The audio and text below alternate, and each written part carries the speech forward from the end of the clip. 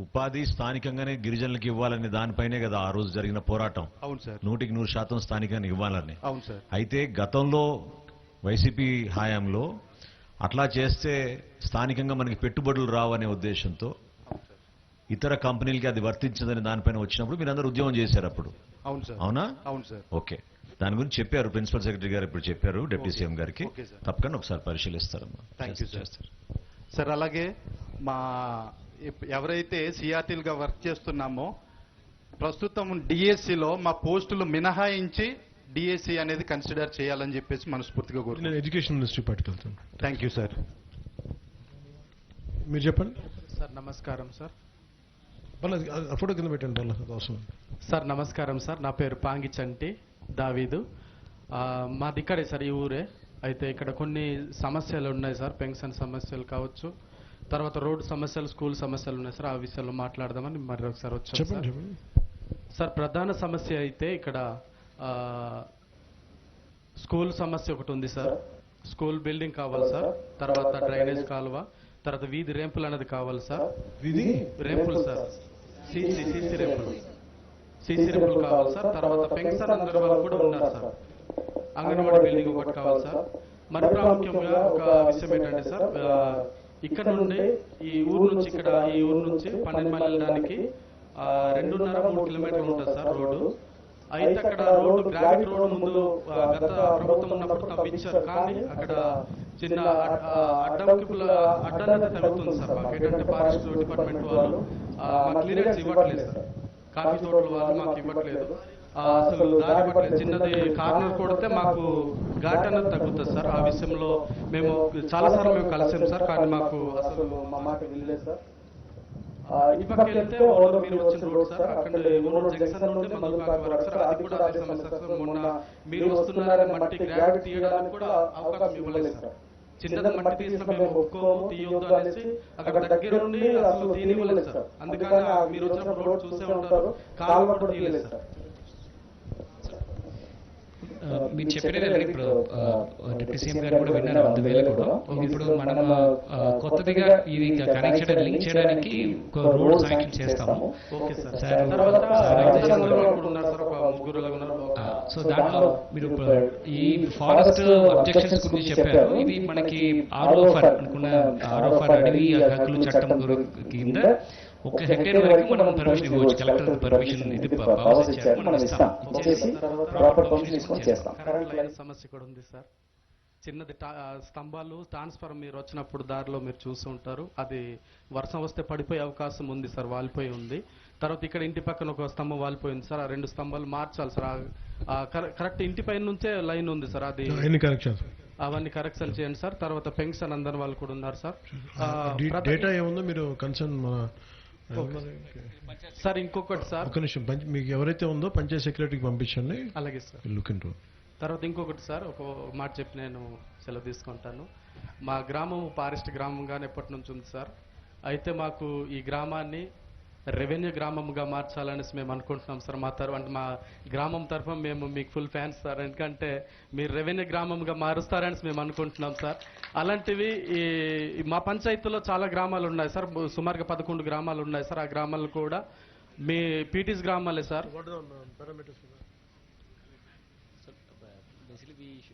Only forest villages in enclosure, totally completely forest ఉంటుంది. వీళ్ళకి only ఆర్ఓఫర్ పట్టాలే ఉంటుంది, సొంత పొలం ఏమి ఉండదు. wherever there is a private land holding, we can declare as a revenue forest land, completely forest land. Sir ration విషయంలో పీటీజ్ case, అదే మా కేసు సార్, పీటీజ్ సార్ మేము. అయితే పీటీజ్లో అందరికి 35 కేజీలు రైస్ వస్తుంది సార్. కొన్ని కుటుంబాలకి రావట్లేదు సార్, 35 కేజీలు రావట్లేదు. అలాంటివి కూడా కొద్దిగా చూడండి సార్. తర్వాత ఇలాంటి సమస్యలు ఉన్న పీటీఎస్ గ్రామాలు ఎన్నో ఉన్నాయి సార్, అవి కూడా మీరు ఈ అల్లూరు జిల్లాకు సంబంధించి పరీక్షించి చూస్తారని అనుకుంటున్నాను. రేషన్ రైస్ విషయంలో మన పీవీటీజీ గ్రామాల్లో ఉన్న మన వాళ్ళందరికీ కూడా 35 కిలోల బియ్యం ఖచ్చితంగా ఇచ్చేస్తాం. 100% ఇస్తాం. ఎవరికి ఇబ్బంది లేదు. మన కూటమి ప్రభుత్వం వచ్చిన తర్వాత 5 కిలోల సిలిండర్ని కూడా 14 కిలోల సిలిండర్గా మార్చాం. మాకైతే ఫ్రీ గ్యాస్ కూడా ఇచ్చారు సార్. Very good. సో ఇంకేం కూటమి ఇబ్బంది- ప్రభుత్వం వచ్చిన తర్వాత మాకు ఫ్రీ గ్యాస్ వచ్చింది సార్. తర్వాత మీరు మా మద్దతు రావడం అనేది చాలా సంతోషం. ఇప్పుడు దాకా ఎమ్మెల్యే కూడా మా ఊరిని విజిట్ చేసినట్టు లేదు సార్, ఎవ్వరు రాలేదు ఇంతవరకు. ఎమ్మెల్యేలు అయితే మేము పక్క నుండి వెళ్ళి అడిగినప్పుడు కనీసం ఓట్లు నందిగర గ్రామం ఎక్కడుందని కూడా వాళ్ళకి తెలియదు సార్. కాదు, ఓట్లు అడగడానికి వచ్చారా? ఓట్లు అడగడానికి అయితే వచ్చారు కానీ సార్, మేము సమస్యను తీసుకెళ్లి పరిష్కరించడానికి చెప్తేనేమో కనీసం ఓట్లు అడగడానికి వచ్చారా? వచ్చారు సార్. ఓట్లకి అయితే వచ్చారు కానీ సమస్య తీసుకెళ్తేనేమో మీ ఊరు ఎక్కడుందో తెలియదు అన్నారు సార్. ఓకే. మీరు రావడం చాలా సంతోషం సార్. మేము మీకు చాలా పెద్ద అభిమానం సార్. Thank you Devaki. చాలా థ్యాంక్స్ సార్ మీరు రావడం. మీరు మాట్లాడతారమ్మా?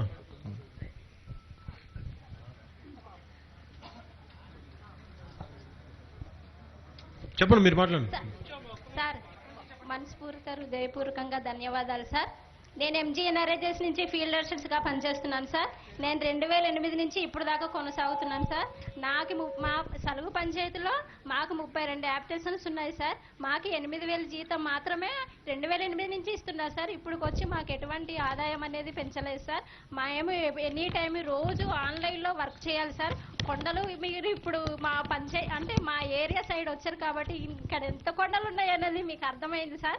మేము ఆడవాళ్ళవి, మాకు పెళ్ళయింది, పిల్లలు ఉన్నారు, మాకు ఆ జీతం అనేది సరిపోవట్లేదు సార్. ఎండనక వాననక వర్షం అనక చలి అనక ఉదయాన్నే వెళ్ళిపోయి సాయంత్రం వస్తున్నాం సార్. మా బాధని మా కష్టాన్ని అర్థం చేసుకుంటారని మనస్ఫూర్తిగా కోరుకుంటున్నాను సార్. మీరు చేస్తారని మాకు ఎంతో ఆసక్తితో మొన్నటి నుంచి మేము వర్క్ చేస్తున్నాం సార్. అదేవిధంగా మిమ్మల్ని సినిమాల్లో చూడడం తప్ప కానీ రియల్ గా ఎప్పుడు చూడడానికి నిజంగా అలాగే మా బాధని కూడా మా జీతాలు పెంచుతారని ఆశిస్తున్నాను sir. Love you sir. Thank you. ఒకసారి కమ్యూనికేట్. అది 8,000 అమ్మ నమస్కారం. మీ అందరికీ తెలిసే ఉంటుంది, ఎంజీ నరేగా అనేది ఈ నెలాఖరుతో అయిపోతుంది. కొత్తగా జీరామ్జీ స్కీమ్ వస్తుంది. నిజం చెప్పాలంటే డిప్యూటీ సీఎం గారు జనవరి 1వ తారీఖునే మీ అందరికీ మంచి చేయాలని చెప్పి డిసైడ్ చేశారు. కాకపోతే ఎంజీ నరేగా కొత్త రూపం దాల్చడం వల్ల బీబీ జీరామ్జీ గైడ్లైన్స్ వచ్చిన తర్వాత వెంబటనే మీకే కాదు ఆ రూరల్ డెవలప్మెంట్ ఉన్న ప్రతి ఎంప్లాయీకి ఏ విధంగా మంచి చేయాలో కార్యాచరణ అనేది ఉంటుంది.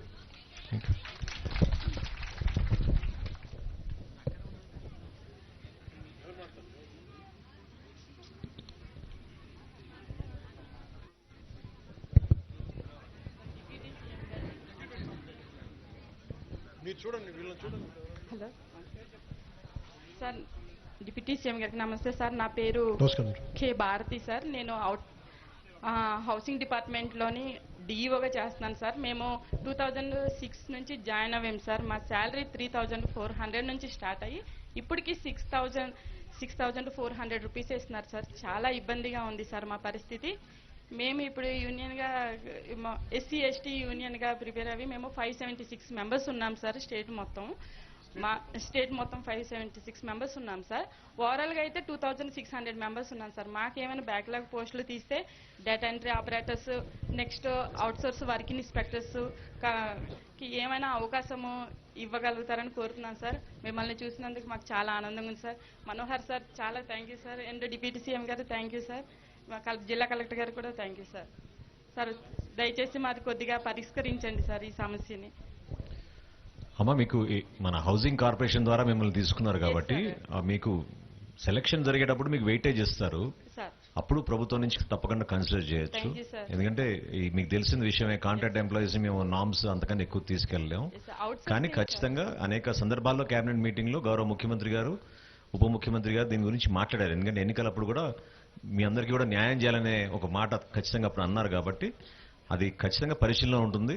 తప్పకుండా మన కూటమి ప్రభుత్వం నుంచి మీకు ఆ న్యాయం జరుగుతుంది. కొంచెం ఓపికగా ఉండండి, తప్పకుండా జరుగుతుందమ్మా, చేస్తారు. అంటే 20 ఇయర్స్ మాది ఇప్పుడు 40+ ఇయర్స్ సార్. మేము ఇంకా ఎక్కడికి వెళ్ళి కూడా మేము బ్రతకడానికి మాకు ఈ ఛాన్స్ లేదు సార్. మేము ఈ ప్రభుత్వం ఉన్నప్పుడే మమ్మల్ని తీసుకున్నారు కాబట్టి మీరు ఇప్పుడు ఉన్నప్పుడే మాకు న్యాయం చేయాలని కోరుకుంటున్నాం సార్. ధన్యవాదాలు సార్.